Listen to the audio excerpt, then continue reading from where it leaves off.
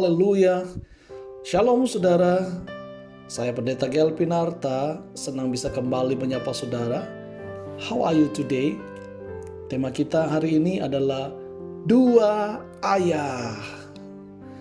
Pembacaan kita terambil dalam kitab 2 Samuel pasal 12, mulai ayat yang ke-15 sampai dengan ayat yang ke-25.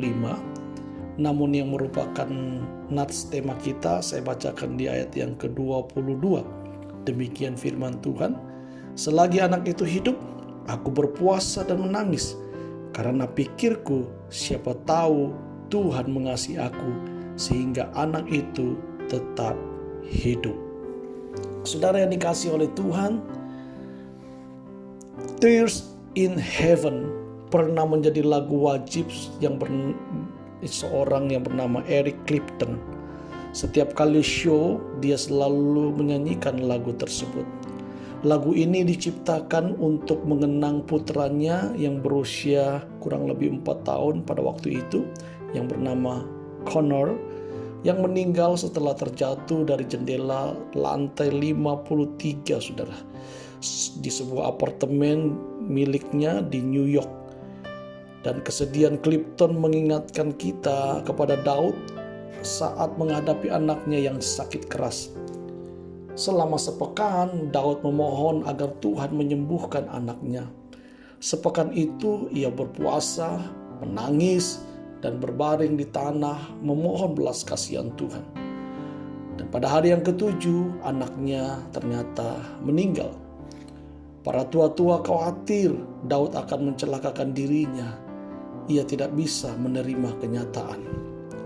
Ternyata Daud tegar dan segera bangkit setelah tahu anaknya sudah meninggal. Tetapi sekarang ia sudah mati. Mengapa aku harus berpuasa? Kata Daud. Dapatkah aku mengembalikannya lagi? Aku yang akan pergi padanya, tetapi ia tidak akan kembali kepadaku. Saudara, Clapton pun setelah beberapa tahun melantunkan Tears in Heaven atau air mata surga, suatu hari menyatakan tidak ingin menyanyikan lagu itu lagi. Ia melepas Connor yang takkan kembali lagi kepadanya. Saudara, kita kagum pada Daud, juga mungkin pada Clapton. Kedua ayah itu tidak terlarut ke dalam kesedihan. Mereka mau mengubah sikap untuk mengatasi penderitaan, sikap untuk mengalahkan kesedihan, kekecewaan, dan perasaan tidak bahagia hari ini. Saya memberitahu kepada saudara, apakah kita tengah berkubang dalam kesedihan, atau mungkin sulit melepaskan kekecewaan pada masa lalu? Saya memberitahu kepada saudara, mari memulihkan diri kita, mengubah sikap untuk menapaki kehidupan yang lebih bahagia. Apa yang perlu kita renungkan dan kita dapatkan dari renungan How Are You Today hari ini adalah kita tidak bisa hidup di masa lalu, tetapi masa lalu yang hidup dalam diri kita. Demikian yang dikatakan oleh Charles Perkins dalam sebuah bukunya, saudaraku. Dan saya berharap saudara menjadi berkat juga bagi orang lain.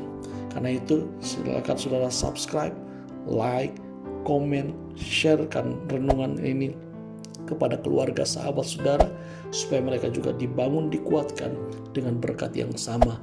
Saya Pendeta Gel Pinarta, Tuhan Yesus memberkati kita. Amin.